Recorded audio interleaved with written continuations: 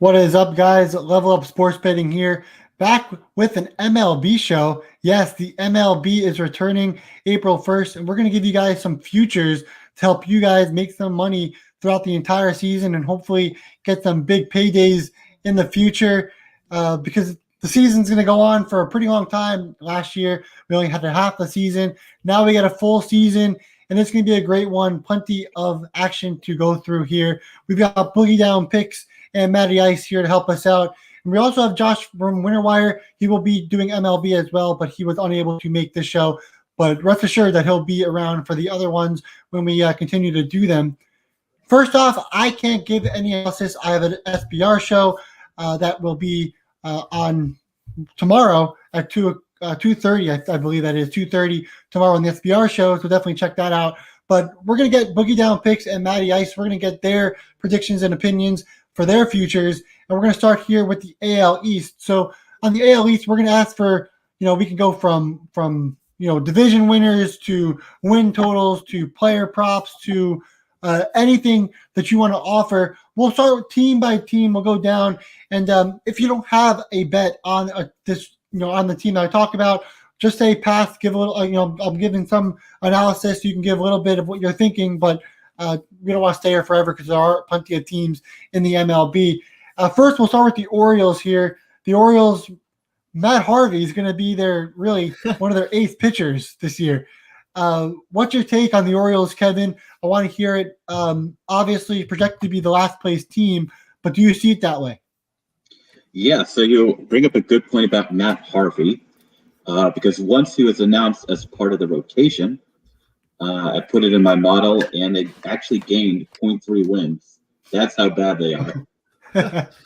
So I have them at 64.7 wins. The future odds have them at 64.5. So over/under, it's a no-go for me. I like it. And so I'm sure you have no player props unless they're under for the Orioles. So you have nothing on the Orioles, is that correct? That is correct. Player props I haven't had a chance to look at, but in general, you're better off playing the unders because they get hurt a lot. If a player gets hurt, it helps hit the under. Yeah. And so the Orioles, I think, Felix Hernandez, just said that he is not going to be playing this year and opted out playing with the Orioles. So that's another blow. Not saying that Felix Hernandez is any better than Matt Harvey or anything. He's getting old. But it looks like he just opted out of the season. So let's go on with the Red Sox here. I think they're projected around being a 500 team. It's an interesting team this year. They've done some different deals and moves, but what's your take on the Red Sox here? I think they're going to be about a 500 team.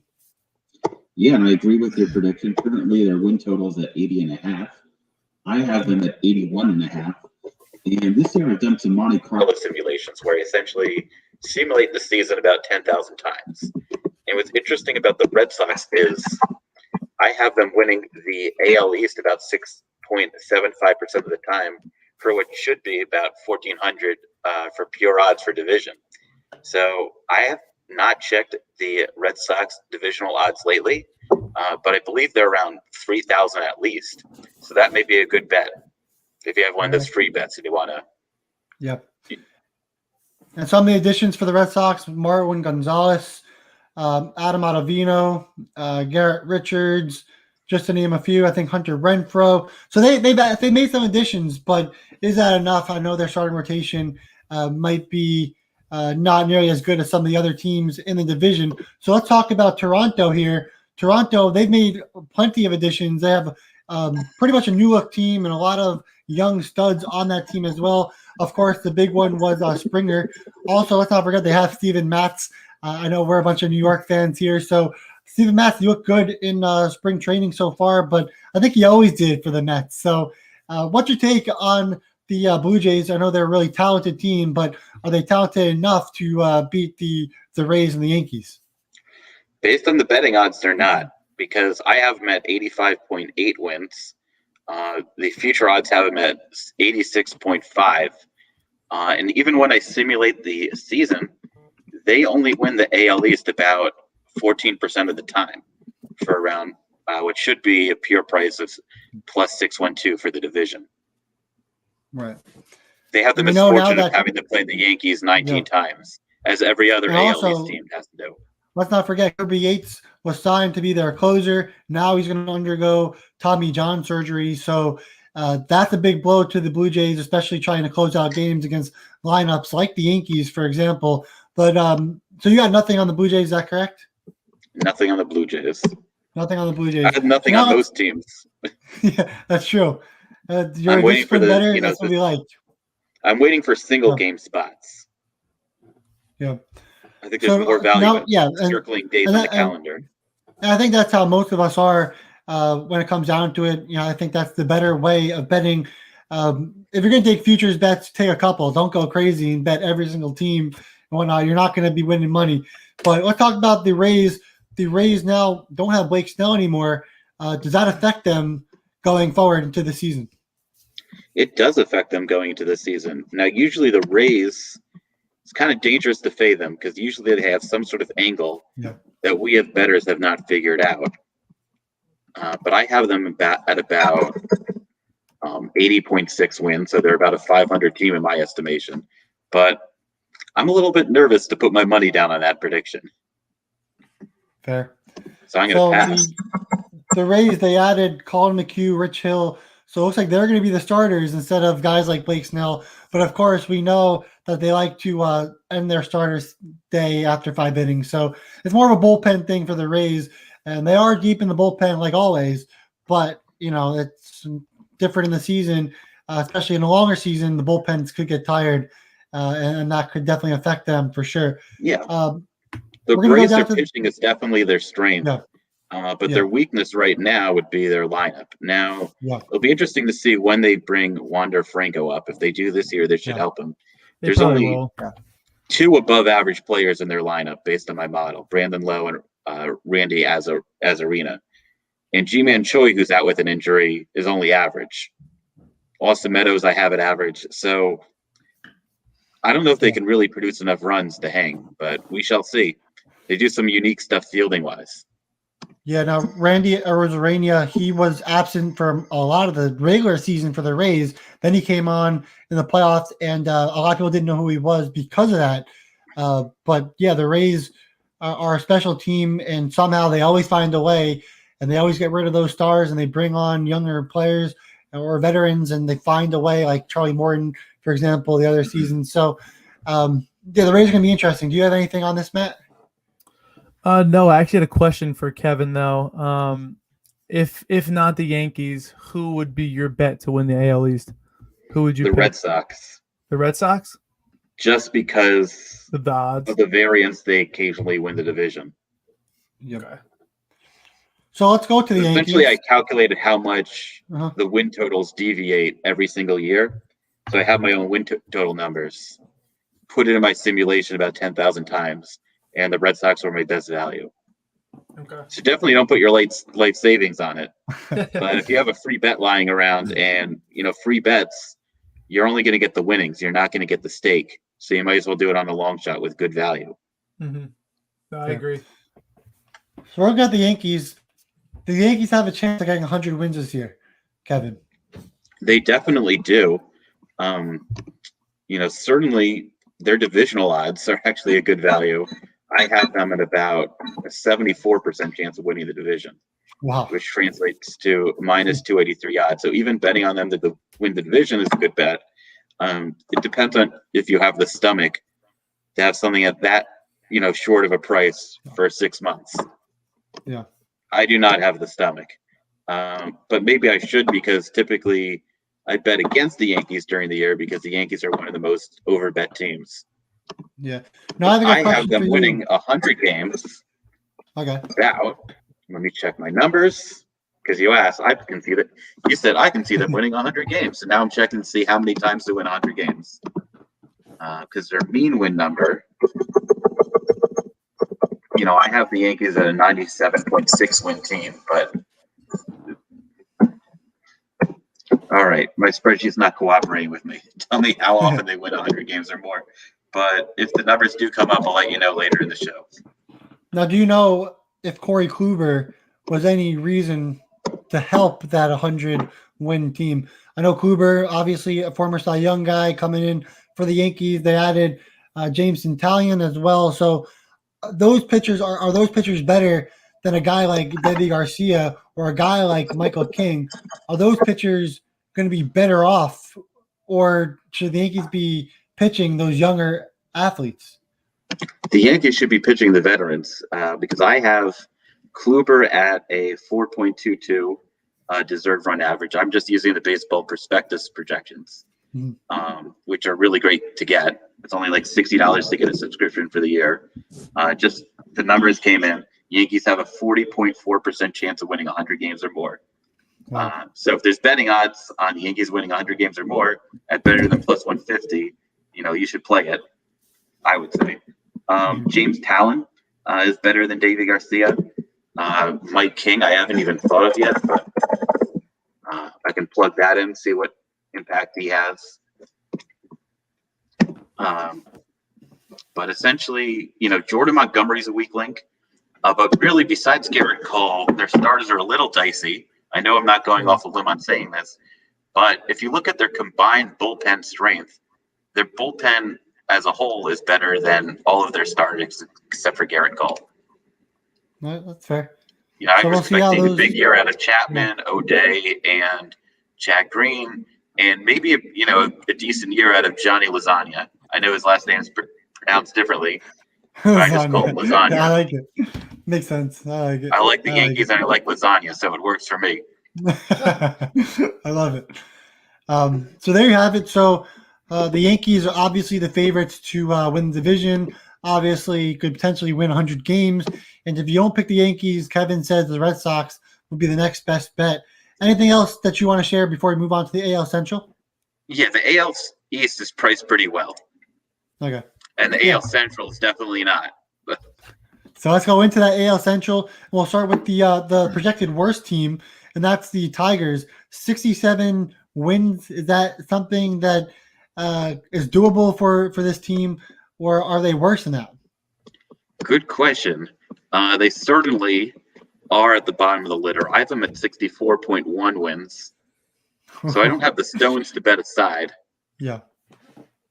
The one thing the Tigers do have going for them is they played 19 of their games against Kansas City, who are also bad. Yeah. And that's why I always look at each division separately, just like you do, because every team plays only teams in their division for almost half of their games. Yeah. So you have to analyze it division by division. Now, the Tigers also play the Twins, the White Sox, and Indians. The Indians are a borderline 500, maybe playoff team. Minnesota Twins are elite, and Chicago White Sox, even before the injury, are a borderline playoff team. They're not a lock to make the playoffs. So, those three other teams besides Kansas City, they could sneak some wins in. So I'm a little bit, I wouldn't take the over. My lean is on the under, but I wouldn't take the under either. Yeah. Now the Tigers, they added Julio Teheran.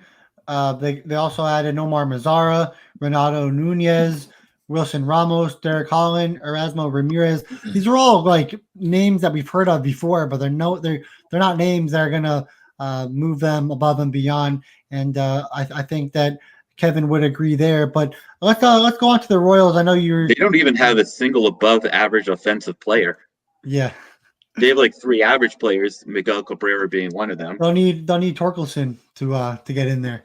But yeah, let's go to the Royals. Obviously the Tigers are not a team that we should be spending more than a minute on.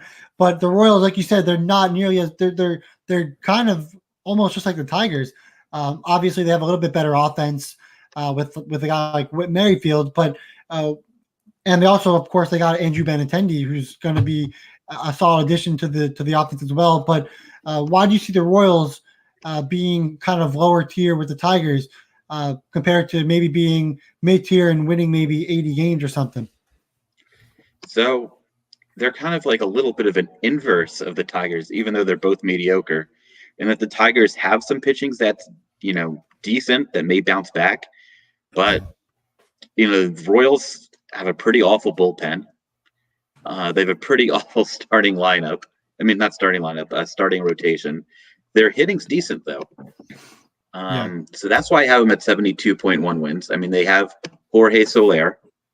As long as they can keep him DH and healthy, he's a above average offensive player. Same with Carlos Santana.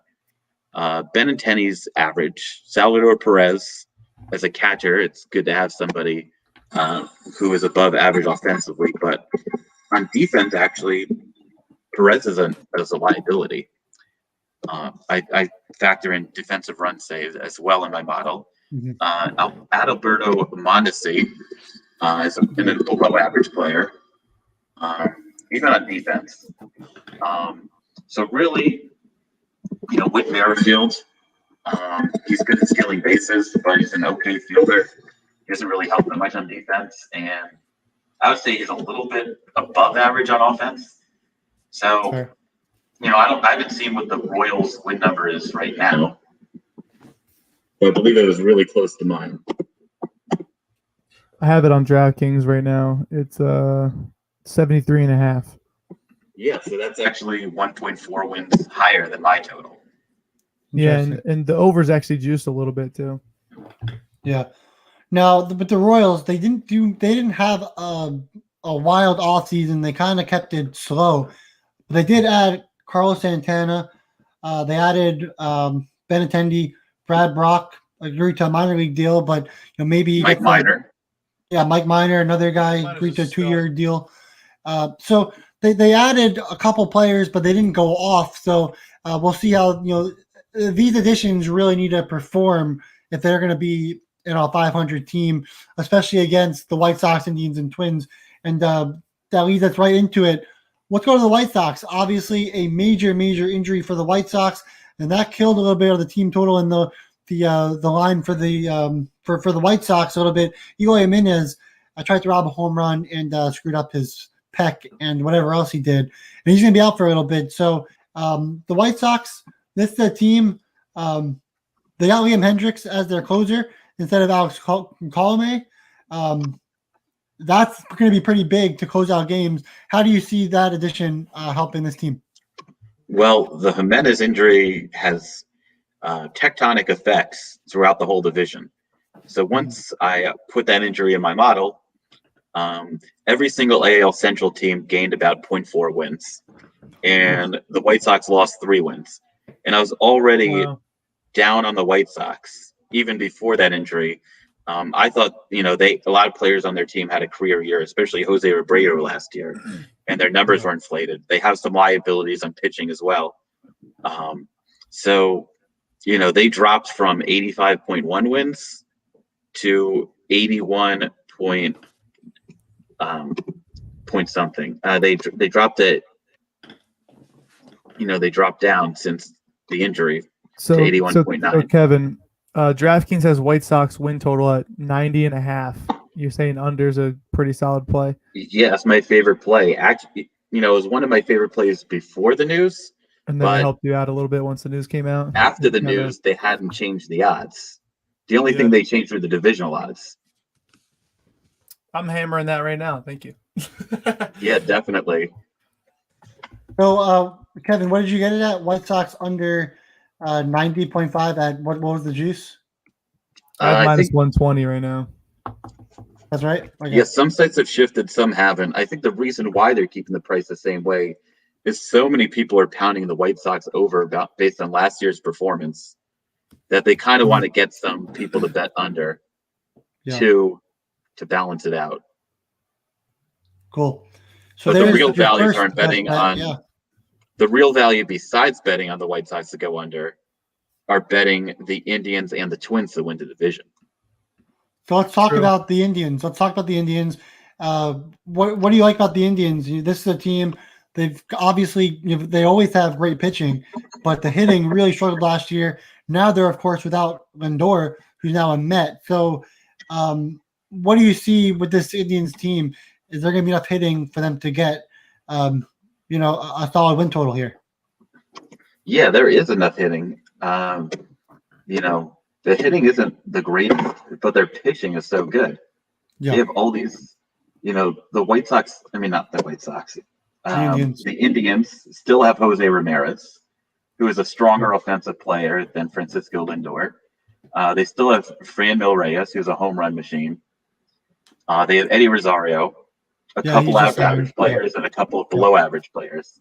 But even Roberto Perez, who I would say is their worst offensive player, is a very strong defensive player.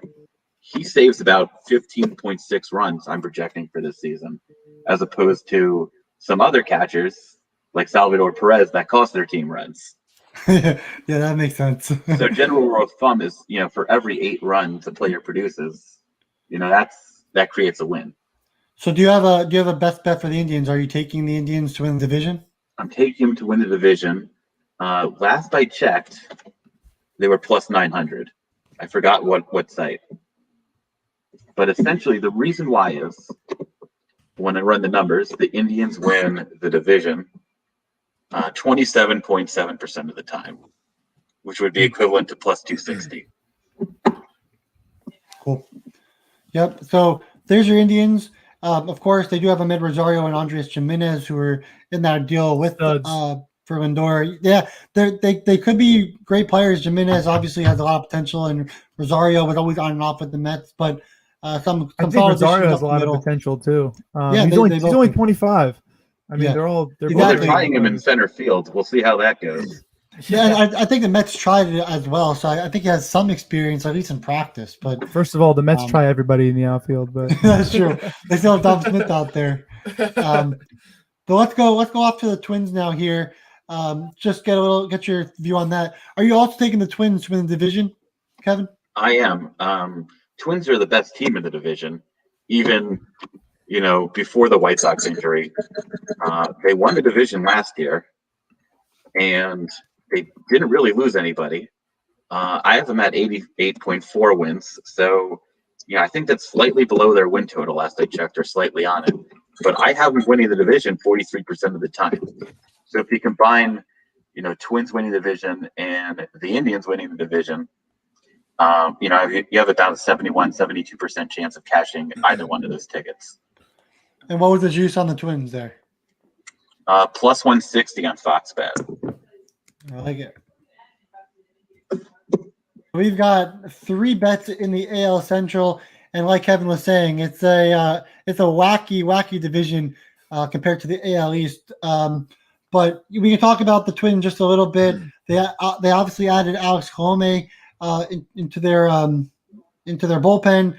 They do have they have Simmons, they have J.A. Happ, so they also added Hansel Robles, and every Met fan knows Hansel Robles. But they made some additions. I'm not sure if they're better than last year, but I still think they're a solid team. But I do like that Indians look. I think there's lots of value with the Indians for sure. Let's move on to the AL West now. The AL West, we got the cheaters. Astros supposed to be at the top, but let's start with the Rangers. Let's not get overzealous here. But let's start with the Texas Rangers.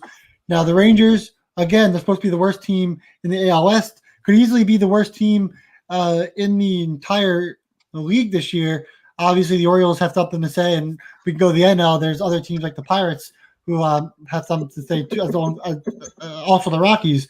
But let's talk about the Rangers here. The Rangers, they acquired Chris Davis. I think that was really their biggest deal in the offseason for the most part.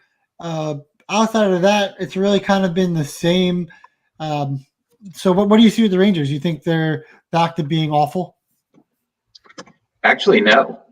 So last year I was on the under. I didn't think they were a 500 team. But this year I'm on the opposite side. They're a 71.5 win team. 66.5 over, minus 115 at Tipico, minus 118 at DraftKings. Essentially, they still have Joey Gallo.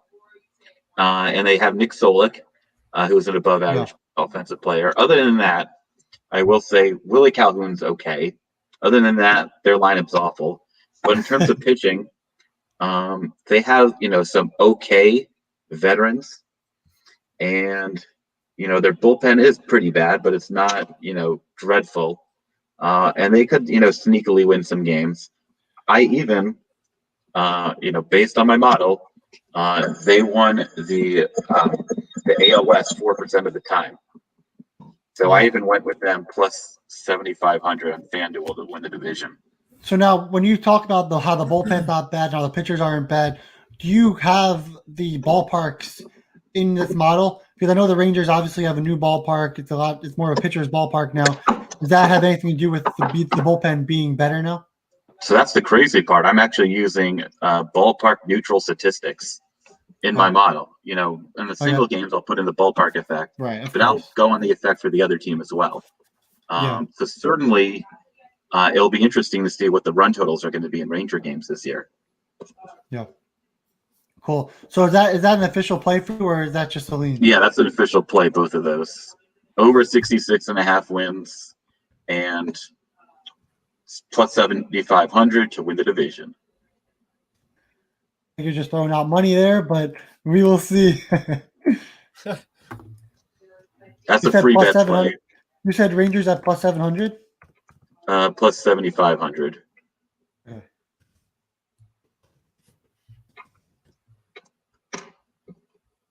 All right. We're getting that in there. They approved that bet right away, so I don't think they're sweating it. Yeah. They're like, please give us some money. So let's talk about the Mariners now. We know there were a lot of drama with the Mariners during the offseason.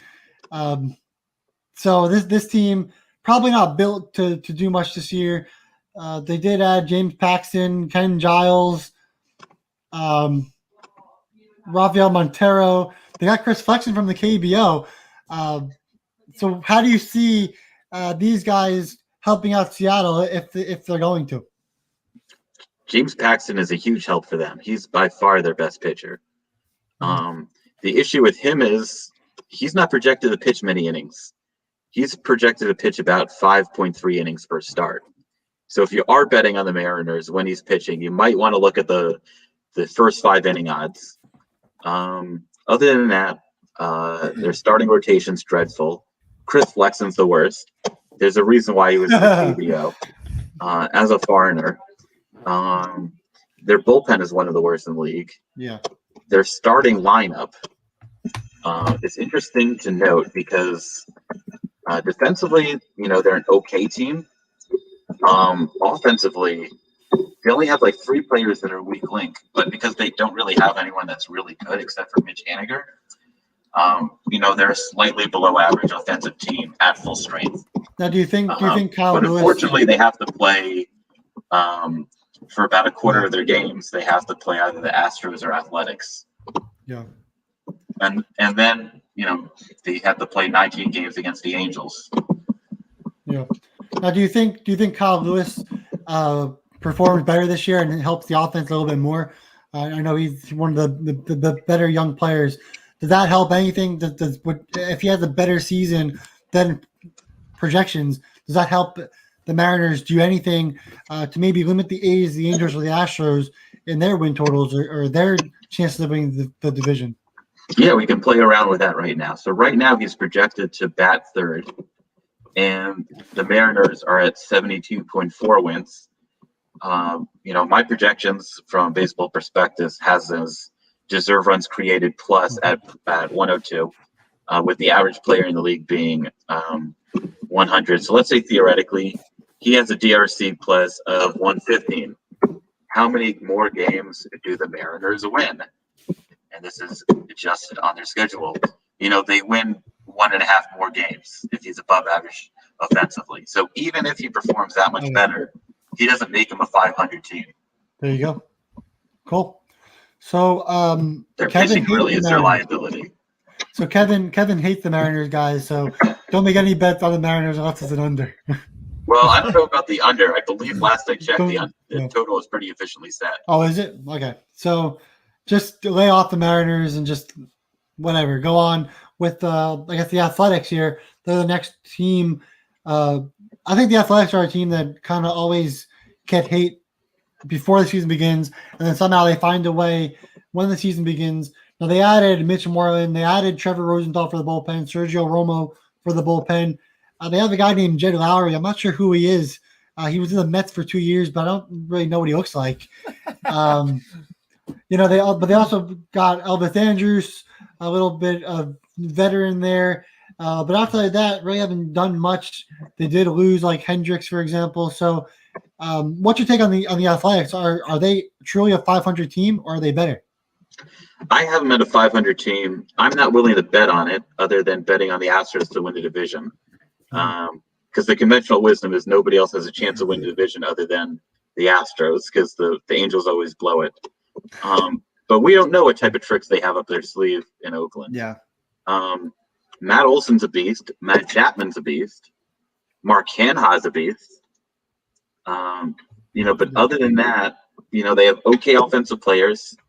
Their bullpen is maybe okay, and their starting pitching is a weakness, especially my favorite, Mike Fiers. He's the worst. We fade him every I don't know time. how he still has a job in Major League Baseball, but he does. We fade him he all doesn't the strike time. anybody out. He gives up a lot of runs. Yeah. All he does is pitch innings. Also, in a typical Mets fashion, Jed Lowry will probably win MVP this year, which is usually how the story goes. Are you high on Luzardo, Kevin, or no? I happen to love Luzardo. Not yet. They got a solid rotation, but it's inconsistent. Like Luzardo's fun for pitcher props, for if you're doing a single game and strikeouts. He is a flamethrower. Right now I have the A's at 81.9, and that's assuming Mike Fiers still pitches. I heard a rumor he might be hurt, which would be great news for A's fans. Bad news for Mike Fiers. I don't miss anybody harm. Maybe he can retire, but theoretically, with him being hurt, if he doesn't play this year, the Oakland A's are an 84-win team. So there you have it. So that's the Which is a lot of an impact for a player who's going to play only 32 games this year. Yeah, True. That's a good point. So let's go on to the Angels, and this is a team that's always a letdown year after year. They get guys like Rendon. They get all these players, and they have Ohtani. They obviously have Trout, and their offense is always just so good at the top, and it's always so bad at the bottom. Is this another year where the Angels don't get the job done, Kevin? I believe it is another year that they don't get the job done.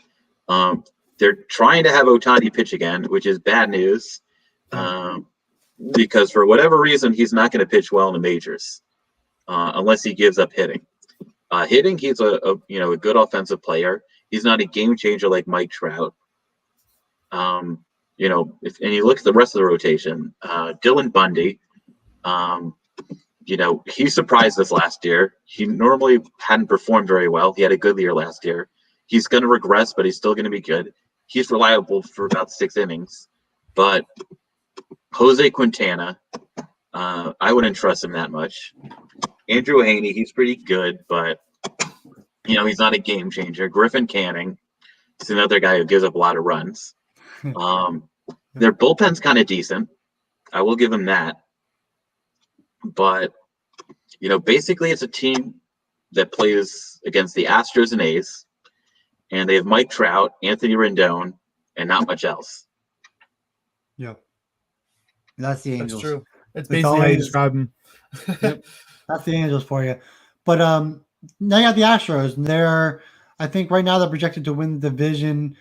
Do you think the cheaters are going to get the job done?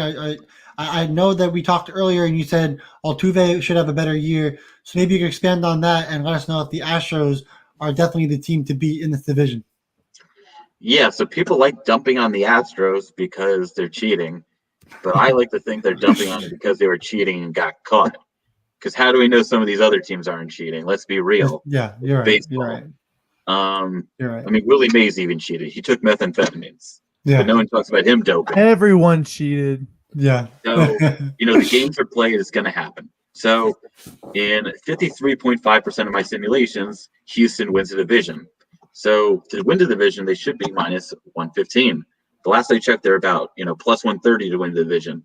So, they're a good bet to win the division. I don't know if I'm not going to make it a play, because if with an edge so small, I don't want to park my money over 6 months on them. I think there's better value in, if Lightning strikes and Texas Rangers win. Oakland A's, I also don't have the guts to bet against. But Houston, there's some interesting angles here. So they only played a 60-game season, had a losing record, but performed well in the playoffs. Not a surprise to me. You're going to have more variance when you have fewer games. Jose Altuve had a down year. But we don't really know what happened with his training schedule, with having to go through spring training, do it again, play only 60 games. But that lineup is loaded. So not only do you have Jose Altuve, who's not their best offensive player anymore, but you have Alex Bregman, you have Jordan Alvarez, you have Yuli Gurriel, you have Carlos Correa, Michael Brantley. There's not really a weakness on that team except for catcher, Jason Castro. They're pitching. They don't have Verlander this year, but they added Jake Odorizzi. They have Zach Greinke, Jose Urquidy, Christian Javier. Christian Javier, I think, is a weak link, but he's only projected to pitch about 5.1 innings a game. So I'm not too worried about him. Their bullpen might be a little bit of a weakness, but that lineup's going to carry him through. And that's why I'm high on the Astros. But, I think other people are high on them too. Yeah, that makes sense. So that's the AL for you guys. We got some best bets, obviously, down there on that ticker. So that's all the AL stuff. Now we're on to the NL, the NL East. This is going to be a fun division. I think really anyone will agree that there's 4 teams that can win the division, a 5th team in the Marlins, but the Marlins, they made the playoffs last year and surprised everyone. So let's go on and talk about the Marlins. First off, this is a team that made the playoffs last year somehow. I mean, obviously it was a shortened season, but they got there, and the Mets didn't get there, for example. Same with the Phillies. So let's talk about it. You got the Marlins. They've added really nobody special at all. Where do you see the Marlins? Do you think they go back down to the last place in the NL East this year? I certainly have them at the last place team, but they're much better than most last place teams because I have them at 74.1 wins, even with who they play. So just imagine if they played in the AL Central, what their record would be.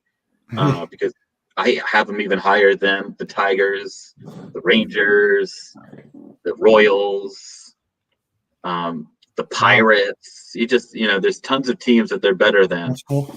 But they have to play half of their schedule against the Braves, Mets, Phillies, and Nationals. So they didn't really add anybody, but all their younger players are getting better. Yeah. Supposedly. What if they, drank a bunch of beers in the offseason and they're not that good? We don't know. They are the team, in my opinion, most hurt by not having a universal DH because they have their 2 best offensive players are at first base. Yeah. Brian Anderson and Garrett Cooper. Not Brian Anderson. But Garrett Cooper's one of them. Garrett Cooper's left out. Their pitching, though, leaves a lot to be desired. So they have a decent lineup. Starting pitching, not so much. Their bullpen's awful.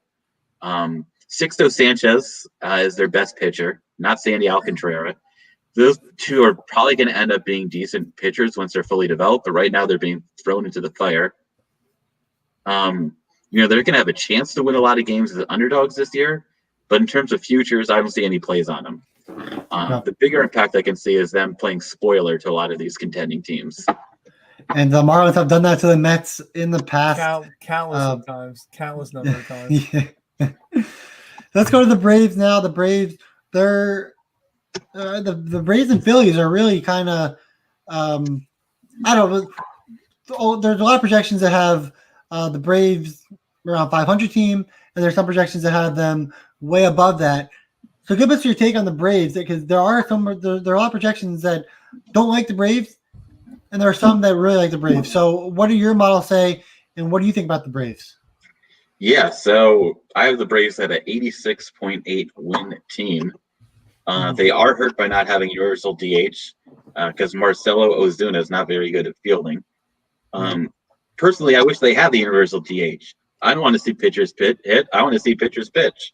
But I don't. The league is very stubborn. They're like, players, you won't give us what we want, so F you. You're gonna have to hit if you're a pitcher. Yep. So that's why there's probably gonna be a strike next year. One of the reasons. But their lineup, the Braves lineup is loaded. You have Freeman, Ozuna, Ronald Acuna Jr., and those players are beasts. Other than that, it's average players and a couple of below average players. but their pitching leaves a lot to be desired. So I'm not a fan of Soroka or Fried. Charlie Morton's probably their best player, and he's a new addition. Yeah. You know, They but the also issue added is Drew Smiley, I believe. So, yeah, they got Smiley as their well. bullpen, I would say, is better than their pitching. And the good news, if you're a Braves fan, is none of their pitchers are projected to pitch more than 5.8 innings a game. Mm-hmm. Yeah. By 5.8, I mean like more than 5 2/3. But they, their bullpen's pretty good. They have Mark Melanson as a closer, Jared O'Day, Grant Dayton, Chris Martin. But, if they were in the AL Central, they'd probably win it. NL Central, they'd probably win it too. I haven't even run the numbers. But they got to play the Mets, the Phillies, and the Nationals, a total of 57 times. So that's going to be, a third of their games against those teams, more than a third. That's going to be a disadvantage for them. I have them winning the division only about 27% of the time. Yeah. Wow. So, they're definitely a good team, but they're overvalued by the betting markets. And I'll make it as a play right now. Atlanta Braves under 91.5 games. So you can put that on the board. Braves under how many games? 91.5. 91.5. It honestly makes me really happy to hear you say that, because I'm absolutely terrified of the Braves as a Mets fan personally. So, yeah, I would be too. They always find a way to deliver, but they don't have Greg Maddux, Tom Glavine, and all those players anymore. Yeah, that's a good point. They have Chipper Jones. no-name young players that are overrated. Chipper Jones was a killer. He was. And he has the same birthday as me. Oh, wow, that's cool. Now let's go on to until he wouldn't sign my autograph when I was younger. Broke my heart. On to the Phillies now. Some projections have the Phillies over the Braves. What do your predictions say? So here's an interesting one. So I don't have the Phillies as good as the Braves. Yeah, I have them at 3.8 wins. But because of the variance, because I got all the win total numbers from the last 15 years, and I calculated how often they deviate from the total. Based on that, I have the Phillies winning the NL East 17% of the time, meaning they should be priced at a little bit below plus 500. I just got them at plus 1,000 for the division. So is that an official bet? Yep. That's an official play. That's the only divisional bet I like. I'm not a huge fan of the Phillies, but they have a competitive team, so we can just go over their roster right now. Hitting, they have Bryce Harper. They don't really have any weaknesses other than the pitcher slot and the eighth slot in the order. Yeah. They have Bryce Harper, Rhys Hoskins, Andrew McCutchen, JT Realmuto, Alec Bohm, Didi Gregorius, Gene Segura is average offensively, but he's a really good defensive player. Then you look at their pitching: Aaron Nola, Zach Wheeler, Zach Eflin. These are going to be players that you can pitch for 6 innings. Aaron Nola maybe 7 innings, give up 2 to 3 earned runs. Certainly a lot of strikeouts. Their bullpen's a little weak. So if you're looking to bet against the Phillies for single games this year, you want to bet against them when they have a pitcher who can't go the distance, which could end up being a player like Chase Anderson. Matt Moore, I don't even know why he's on that team. He's a weak link. But the pitching really makes it a competitive team. Yeah. Because if they can pitch well against a team like the Braves, and there are 19 games they have to play against them, that changes the calculus for the Braves. The Mets, of course, are going to have a beast lineup. So they're going to have a shot. Yeah. So let's go to the Nationals now. Now the Nationals, they actually had plenty of additions this year. They added Josh Bell, Kyle Schwarber, John Lester, Brad Hand, Alex Avila, Gerardo Parra coming back. He's probably a minor league player, so I'm doubting he makes the majors, but potential there. I think they made a lot of additions here. Does that help them get past the Braves and the Phillies this year? Josh Bell helps them, but it's not enough because, they have Max Scherzer, Steven Strasburg, Patrick Corbin. Joe Ross and Yeah. John Lester aren't really going to help him that much. They're actually like below the league average. That's what hurts them in my projections, as well as the fact that outside of Schwarber, Bell, Juan Soto, and Trey Turner, the rest of their lineup is below average offensive players. Yeah, that makes sense. So, that's why even with an MVP candidate in Juan Soto, and even with Cy Young candidates, at least, I have the Nationals at 82.8 wins. Fair. There's only a 14% chance of winning the division. So they're going to cause teams heartburn, but betting-wise, there's no angle I like on them. So with the Mets, what's your percentage on them winning the division with the Mets? 40%. So that is equivalent to plus 150, which is what the odds are. Yeah. So the best way to bet on the Mets is to bet against the Braves. Yeah. In my opinion. So that's why he's got the Braves under 91.5 and the Phillies to win the division. But the Mets are priced how they should be priced, so there's no value there for Kevin. Let's move on to the NL Central now. It's another division that has some weak links and, probably more weak links in this division. We'll start with the Pirates. The Pittsburgh Pirates, not so good last year. Now without Josh Bell, probably not so good this year. Obviously, Dustin Fowler there. I think Todd Frazier is now a free agent, so he's not back anymore. This looks like to be another disaster for the Pirates. Give us your take on the Pirates and what you think is going to happen there. Yeah, so the Pirates, the conventional wisdom states, are the worst team in baseball. They're certainly the worst team in the NL Central. I don't know if they're worse than the Baltimore Orioles, Detroit Tigers, and Colorado Rockies. But, I have them at 65.3 wins. And last I checked, their win total number is either at 57.5 or 58.5. So I don't have any good arguments for why they're good. I just have arguments for why they're not one of the worst teams ever. But I'm still going with their over 58.5 wins. That's official? That's a play. It's 50. You said 57.5? 58.5. You can get them at 57.5 at one place, but 58.5 is the more widely available line. We're running out of space here, so just toying around with things. But let's talk about the Reds. Give me your take on the Reds, and I'll fix this little ticker here. Well, the Reds, like they always are, a borderline 500 team. I have them at 80.5 wins. They don't have Trevor Bauer this year, and that's going to be a huge impact on them.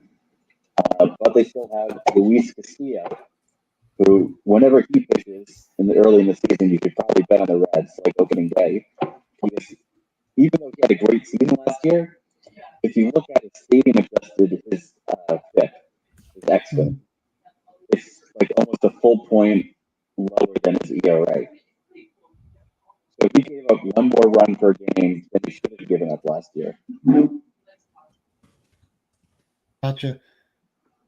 Interesting take And there. it's still funny, right? So, when those two players pitch, you should look out for the Reds. Otherwise, stay away. Unless they're huge underdogs. Their bullpen's not going to be good. They still have Trevor Mall, Wade Miley.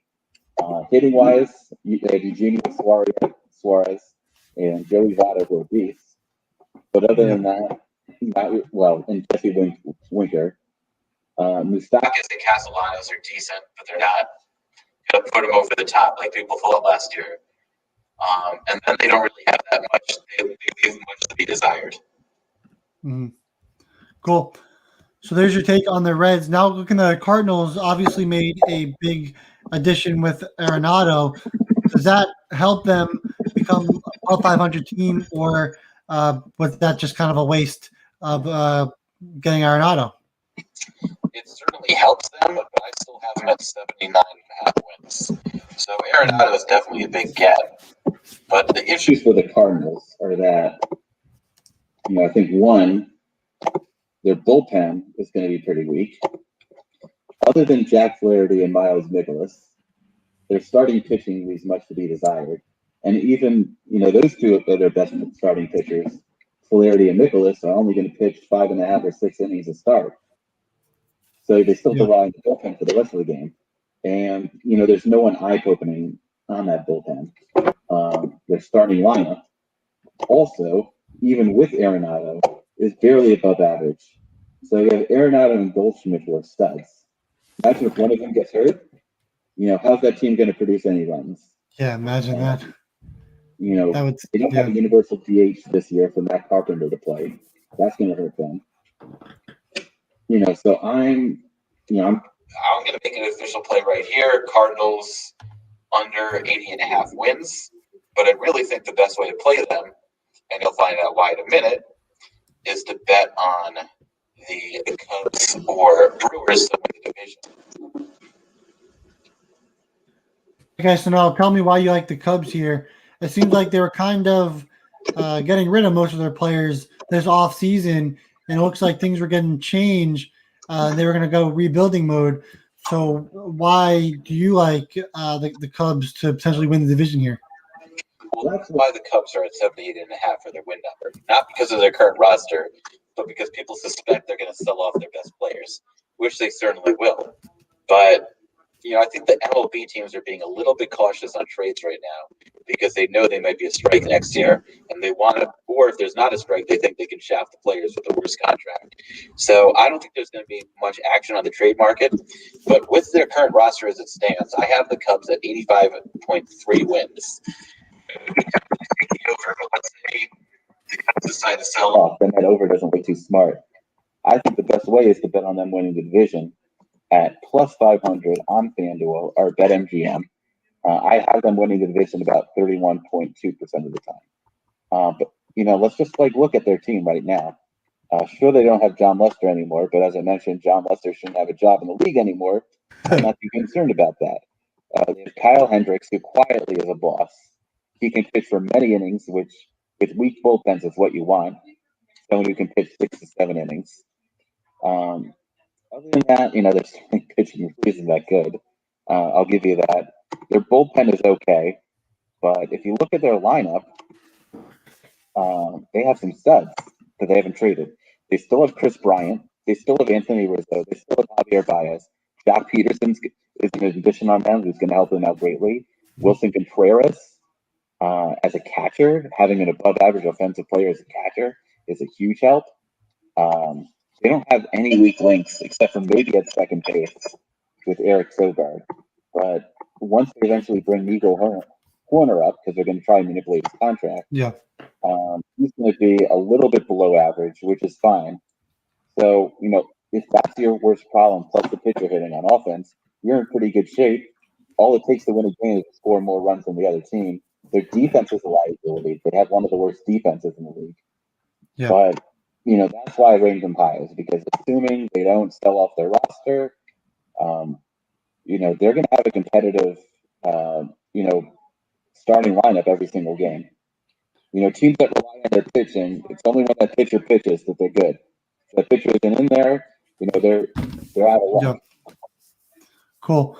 So we can look at the Brewers. I think you like the Brewers to also potentially win the division. Is that correct? I do. I'm high on the Brewers. I see them as the best team in the NL Central. I give them a 40.7% chance of winning, equivalent to plus 145. And, of course, you have to start the conversation with Christian Yelich. So he had a bad year last year, like Jose Altuve. He's not quite going to be MVP form, but he's going to be pretty good. They have Justin Turner now. They added Keston here, they added Colton Long. They have Daniel Vogelbach. They're going to have him in the summer role. He's not slated to be a starter yet, but he's eventually going to be in there. Lorenzo Cain. Then you look at their starting pitching, and Brendan Woodruff. He's another player that people don't really notice, but he's pretty damn good. Corbin Burns, also good. The rest of the rotation, is kind of crappy. Josh Lindblom, also from the KBO. Brett Anderson, Adrian Hauser, but those players aren't projected to pitch more than 5.5 innings. You look at their bullpen, and the Brewers have one of the best bullpens in the league, led by Josh Hader, their relief pitcher. So if you have that lineup producing runs, you have the Cardinals being such an overrated team, and then you have them beating up on the Pirates and Reds, maybe the Cubs, maybe not. They should win the division, in my opinion. So if you combine the two of those teams, Cubs not doing any fire sale, and Milwaukee Brewers, that's about a 72% chance, in my opinion, that either one of those two teams wins the division. There you have it. So those two teams could potentially win. He's got bets on both the Cubs and Brewers. I have plus Brewers. 375 to win the division. Oh, 375, not They should be priced at 145, but they're priced at 375. I see. You got 375. You said 375. Cool. On Fox Bet, but most places will have them at like 300. Cool. So now we're going to look at NL West. That is the final division in the MLB for Kevin. We'll start with the Rockies. You already killed the Rockies earlier. Are you still in that killing mood? Are the Rockies the worst team in the MLB? I still think they're slightly better than Pittsburgh, but it depends on the day.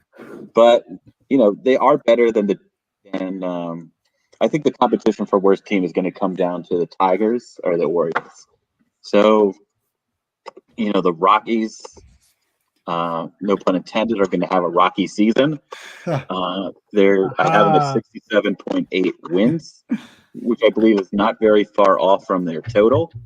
And you look at their roster without Nolan Arenado, and it's going to be hard to imagine them scoring runs outside of Coors Field.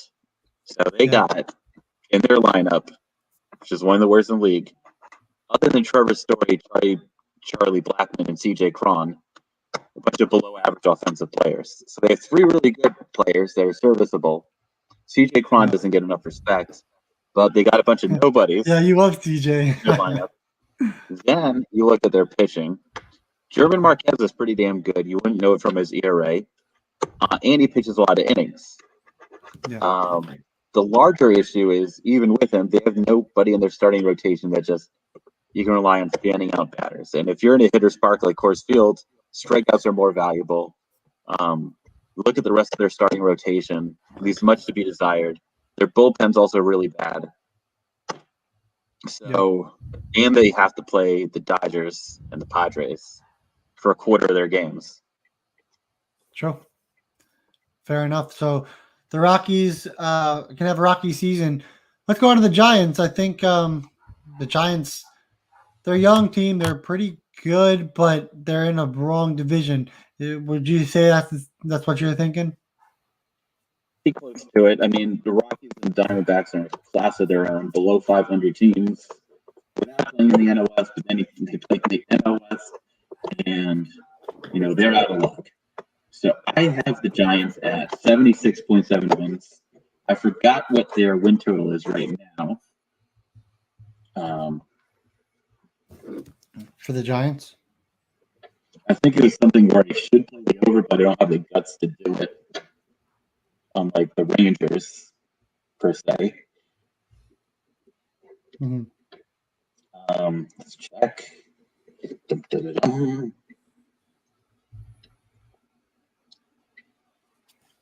at 75.5 wins, shockingly. So they're only 1.2 games lower than my total. So they're priced appropriately. Yep. So I don't have a strong lean either way on them. Cool. We have three teams left to go over, and the next team is the Diamondbacks. So give us your take on the Diamondbacks, and are they able to potentially compete against the Dodgers and the Padres, and maybe help in upsetting one of these teams for the other team or whatnot? Are they going to do anything this season to potentially make the playoffs? No, because there's only 2 wildcard slots per league. Yep. They didn't have the expanded playoffs, but even with the expanded playoffs, I don't think they make it either. They have to play a quarter of those games against those two teams. They're not as bad as the Rockies, but they're still pretty bad. Their DraftKings win total is at 74.5. I have them at 75.3, so not far off. And I have them winning the division only 1.55% of the time. And just to give you context, I have either the Dodgers or the Padres winning the division, about 95.8% of the time. Wow. So that's, division is those teams, the Rockies at the bottom, and Arizona and San Francisco in between. So let's talk about the teams that matter. Of course, we'll start with the Padres because the Dodgers are obviously the champions. The Padres can definitely give the Dodgers a run for their money. Some crazy additions to their team. Yu Darvish, Blake Snell, just to name a few. Their pitching was already not that bad. Then you add Yu Darvish, you add Blake Snell. Is that enough? And obviously they have plenty of other talent, but I think they have also got Joe Musgrove. Is that enough talent to compete against the Dodgers and potentially win the division? So this is interesting. So obviously I have the Dodgers as the best team in all of baseball. Yeah. Without adjusting for schedule. The second best team, the Mets. I'm sure you'd be glad about that. The third best team is the Padres. I mean, if the Padres played in the AL Central, the NL Central, maybe even the AL West, they would win those divisions. But once you adjust for schedule and having to play the Dodgers 19 times, they are an 88.5 win team. Yeah, that's fair. So, their divisional odds and, their team win total odds, there's not really much value. Maybe on the under on wins by, I don't know. I don't want to bet against that roster. Yeah, that's good. That's good. They're loaded. They have a loaded, pitching staff. Yeah. So talking about loaded pitching staff, the Dodgers obviously just got Trevor Bauer. They're already adding that to a championship team. It reminds me a lot about Kevin Durant with the Warriors. Does that mean that the Dodgers are going to be winning the championship? Obviously, the division. Is Bauer that piece that's just going to propel them for years to come, for the next couple of years, and help the Dodgers win multiple championships? Well, he only pitches about 20% of the time for them, which is still a big deal, but they weren't lacking in pitching before Bauer. And, the great part about baseball is that the crappy teams occasionally beat the really good teams. So if you look at their win total, it's either 102.5 plus even money on the under, or 103.5 minus 110. I have them at 97.8 wins, so I'm going to go on the under, just because someone pulled up interesting stat. I think only like 8 teams ever have had a win total over 100, and I think only one of them have gone over. Like the Yankees in 1998 had a win total of over 100, and they went under and still won the World Series. What's the under number? Dodgers under 103.5 wins. 103, you said? You're not going to play all their games against the Rockies. Even against the Rockies, they're going to occasionally win. Yeah. So you like the Dodgers under 103.5 wins? Is that what you said? That's correct. It's minus 110? Okay. Minus 110. All right. It's going to be a bumpy ride. Be like winning all the time. 103 is a lot of wins, though. Yeah. You have to win 104 wins or more. Yeah. All right. So let's recap quickly what Kevin likes here. We'll wait for the ticker to go. But the first one, he likes the White Sox under 90.5 wins. He likes the Indians to win the division at plus 900. Minnesota at plus 160 to win the division. He likes the Rangers over 66.5 wins. Did I say Cleveland division and Texas division at plus 7,500? Atlanta under 91.5 wins. The Phillies to win the division at plus 1,000. Pittsburgh over 58.5 wins. Cardinals under 80.5 wins. Cubs plus 500 division. Milwaukee plus 375 division.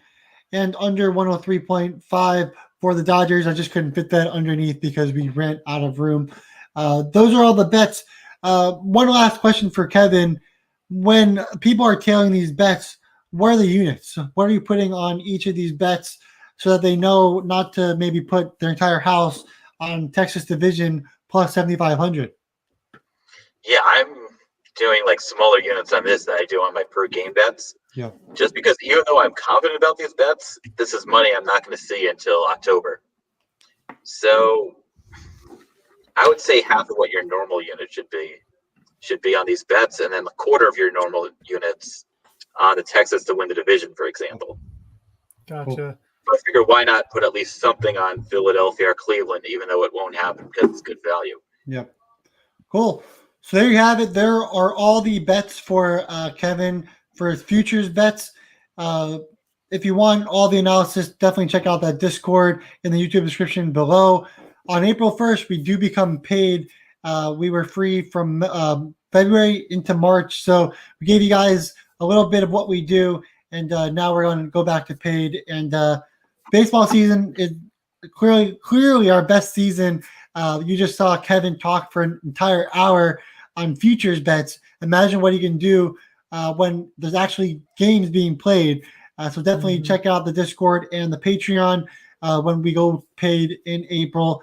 We're not just doing MLB. We also do CPBL and the KBO. Kevin and I, we are the guys that started the entire trend, and we're continuing that moving forward. And of course, we have Matt and Josh from WinterWire. They're also going to give out their best bets, not just for the MLB, but also the NBA, the NHL, and all that good stuff from all other sports, including soccer as well. So we got all that for you in the Discord and Patreon. All of our best bets will be there. I'll be live tomorrow with FBR from 2:30. I'll be doing my little MLB show with Donnie, and we got a special guest. I'm not sure if it's been announced yet, so I guess we'll let you guys know by 2:30. But I'll be live 2:30. I'll give out my best bets and my ideas for futures. But again, I'm not really a big futures guy. Like Kevin said, I'd rather make my money during the season and the game. So that's what I'll be doing all season long. I'm not going to sweat about the futures, except I do have a game tonight in college basketball. I do have Houston plus 2,000 going for me as the future. So we'll see if they can make it to the Final Four and let me live another day. Anyway, appreciate you guys. Thanks for tuning in and listening to all of Kevin's bets. If you want to tell all of Kevin's bets, we'll put them in the Discord so everyone knows what he took if you couldn't watch the entire show, because I know it was an hour and 10 minutes long and most people don't have time to watch it. But we appreciate the support. Thank you, Kevin, for your bets. Spending many late nights the last few days adjusting my model. Yeah, that's why I wanted to get you on. That's why I wanted to get you on and sharing what you've done, because we know you've put in plenty of work. But anyway, thanks, Kevin, for all that. Thanks, Matt, for getting on. We appreciate you. And definitely check out the Empty Netters. That's going to be on. Are you on Wednesday? Is that when it starts again? Yes, sir. Starts on Wednesday, usually 10 o'clock, 10:30-ish, around that range. So definitely tune in to watch the hockey show that we have on Level Up Sports Betting with Matt hosting. And with that said, thank you guys. Looking forward to a great MLB season and a baseball season overall. Of course, a great NHL season and NBA season as well. So thank you guys. Really appreciate it. March Madness, of course, finishing up now. But we appreciate you guys, and we will see you tomorrow on Empty Netters. See you guys. Peace.